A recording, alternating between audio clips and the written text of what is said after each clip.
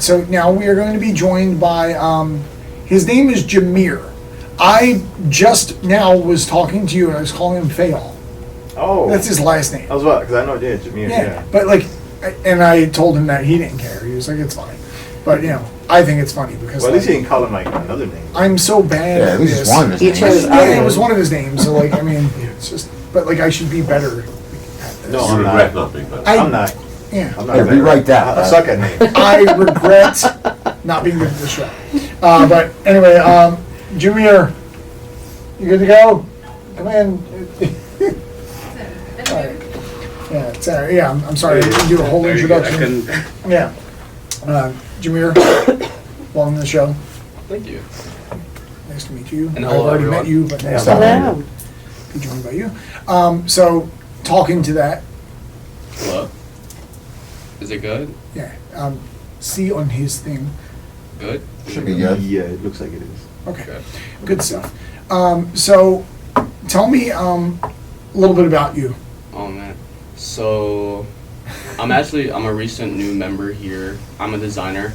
I'm a fashion designer, so I do cut and sew. This is like a horrible time because this is like the one time I don't have any of my products on. Yeah. I've been designing since my sophomore year of high school. I'm a freshman in college now.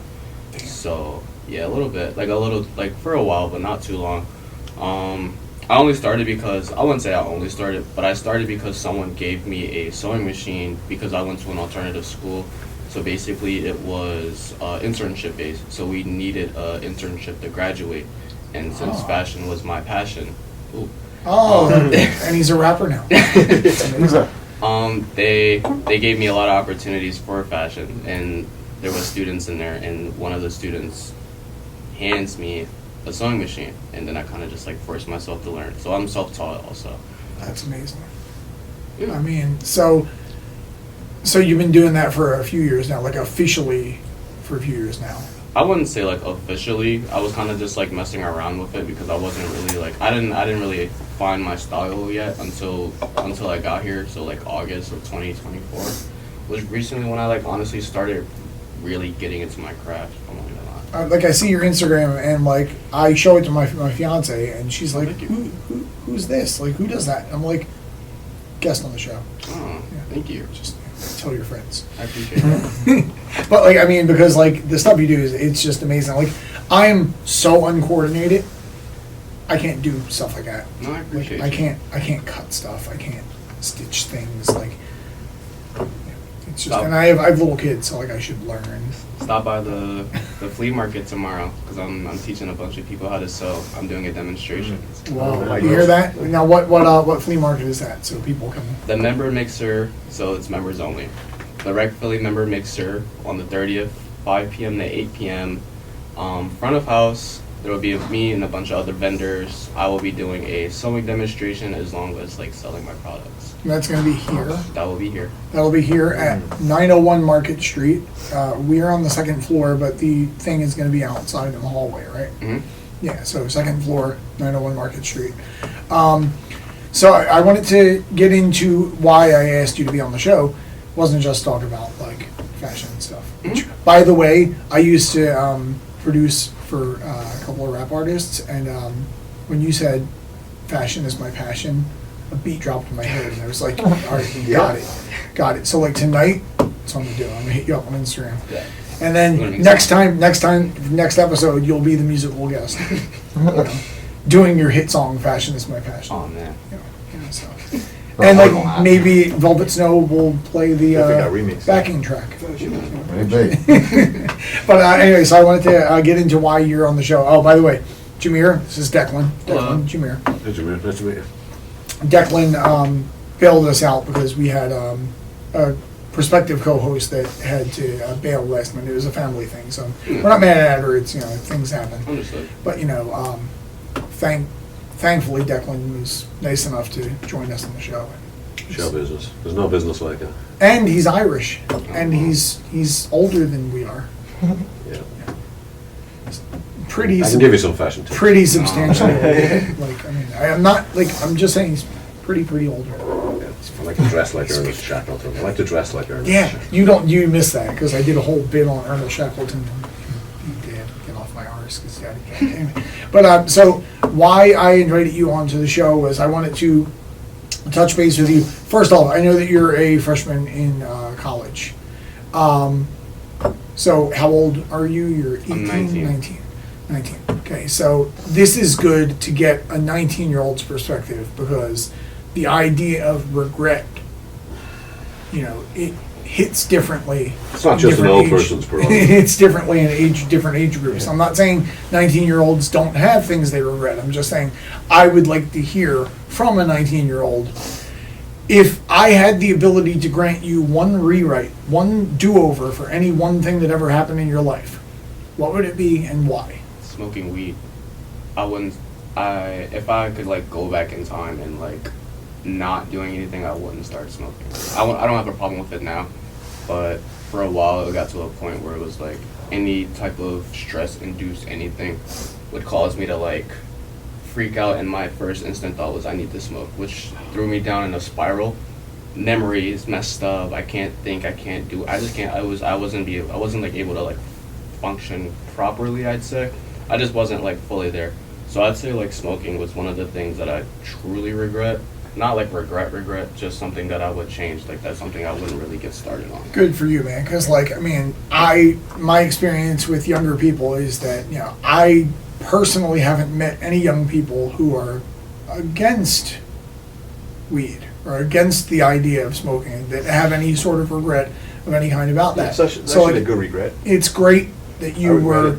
It's great that you were brave enough to say, like, yeah, I wish I did that a little differently. Yeah. I don't have any problem necessarily. I don't have any like negative opinions about. But you're not a narc, is what you're Yeah, saying. people have their reasons of like medical things like that, mental. Like it's like I understand people may need it. I guess like I just didn't need it. I didn't need it. I wanted it, and I wanted it so bad to the point where it was like a need. Like Yeah. yeah. I think for me, I never really smoked. Like I drank a lot, but like I never really smoked.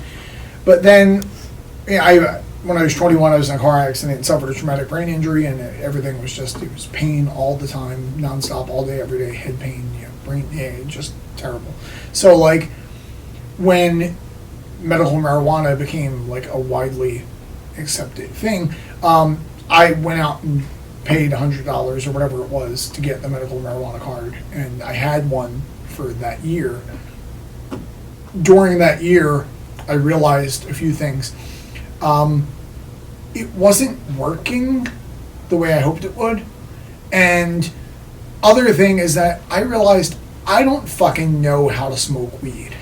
Because like, I tried to make it easier for myself by getting a vape pen. Because I was like, all right, that's got to be, it's. I think like, that's like the worst. Yeah, and I've learned that. I learned that the hard way. Because like, it caused more pain. Because do you understand how badly your head hurts when you have a brain injury and you suck too hard on a vape pen and you get that cough in the back of your throat and that shakes your head and like, it felt like I was gonna die. And so then I just stopped smoking weed. I just stopped vaping. Only regret that I procrastinate so long because I'll be high and I don't want to do stuff, or I avoid like going out to social events. See, you say, I'm just gonna put you on blast here. You say, like what you said, like a regret. No, you be high, which is current. Be is a current thing. No, So I'm currently- recently quitting because I'm like it's making me waste too much time out of my day, So it's a struggle. Like people say it's not addictive, but like you said, like you want it. You're like, damn, I'm like stressed out or something. You want to smoke. So I'm just gonna turn to the camera real quick and remind our viewers. Don't smoke. Depending on who you are listening to this right now or seeing this right now, we are saying don't smoke too much weed.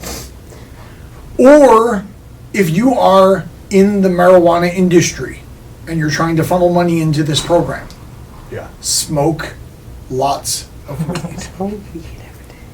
It's your choice. But it's based on you scratching our back, we scratch your back with our words. But anyway, that was fun. So your main regret, your only real regret is that, because that's something that you could have controlled, and Low key, yeah. Aside from that, I wouldn't say I'm not the most on top of the world person. Like, no one is low key, high key. So like, honestly, everything else I didn't really have a problem with. Smoking was like the only thing that really caused me to go into a spiral. And like, and backtracking off what he said, the procrastination, like when I would smoke, I would just lay in bed all day knowing that I had stuff to do, knowing that stuff that I had to do would, eventually get me in a place, like, I'd say, like, positive. yeah, like a positive place, and just like, I don't know, it was bad. Yeah, I mean, it's languishing. It's one of my favorite words in the English language is languishing. I like that. Because like, I spent so much of my youth languishing, and like I had so many abilities, and like I was the kind of guy, and I'm not just sucking my own dick here, I was the kind of guy who never had to practice to be good at stuff. I just picked stuff up and bam, I was a superstar, all-star, whatever the hell. Then when I was 21, I was a passenger in the car accident that I talked about before. Suddenly I have this traumatic brain injury, and like my left side was shut down, so I have all of those problems and like balance issues, and I can't run fast. And I was a gazelle. I ran so fast, and I mean, you see the giant belly that I got going on here. That's this gym's problem, not previous gym. Previous gym didn't have. Yeah, I was glistening in the sun. Previous gym. That's all I'm saying. But.